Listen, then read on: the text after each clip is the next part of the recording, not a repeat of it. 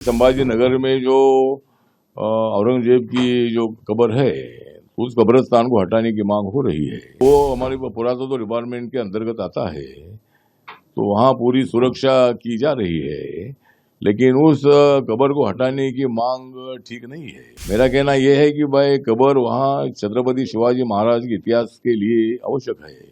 जिस तरह छत्रपति संभाजी महाराज को क्रूर हत्या की थी और वो देखकर लोगों में बहुत बड़ा रोष पैदा हुआ है। तो मुझे लगता है कि छत्रपति शिवाजी महाराज का इतिहास है और छत्रपति संभाजी महाराज का इतिहास है, उसके लिए मतलब कब्र को हटाने की मांग ठीक नहीं है। छत्रपति संभाजी नगर में जो औरंगजेब की जो कब्र है उस कब्रिस्तान को हटाने की मांग हो रही है। मुझे लगता है कि 500-600 साल से मतलब ये कब्रिस्तान हुआ है और उसको वो हमारे पुरातत्व डिपार्टमेंट के अंतर्गत आता है, तो वहाँ पूरी सुरक्षा की जा रही है, लेकिन उस कब्र को हटाने की मांग ठीक नहीं है। मेरा कहना यह है कि भाई कब्र वहाँ छत्रपति शिवाजी महाराज के इतिहास के लिए आवश्यक है। जिस तरह छत्रपति संभाजी महाराज को क्रूर हत्या की थी और वो देखकर लोगों में बहुत बड़ा रोष पैदा हुआ है। छावा फिल्म देखने के बाद लोगों में बहुत बड़ा संघर्ष पैदा हुआ है और वो रास्ते में उतर गए हैं। उनकी भावना मैं तो समझ सकता हूँ।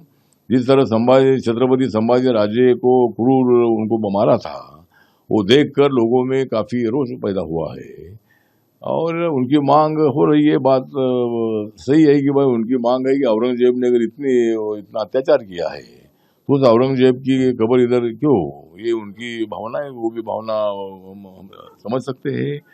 लेकिन मुझे लगता है कि छत्रपति शिवाजी महाराज का इतिहास है और छत्रपति संभाजी महाराज का इतिहास है, उसके लिए मतलब कब्र को हटाने की मांग ठीक नहीं है और लॉ एंड ऑर्डर की स्थिति पैदा ना हो और महाराष्ट्र में पूरी शांति रहनी चाहिए।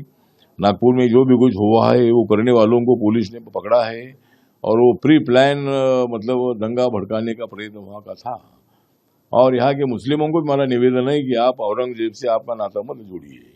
आप यहाँ के नागरिक है भारत के और माननीय नरेंद्र मोदी जी ने सबका साथ सबका विकास ये भूमिका रखी है और 140 करोड़ लोगों का मेरा परिवार है, ये भूमिका उन्होंने रखी है।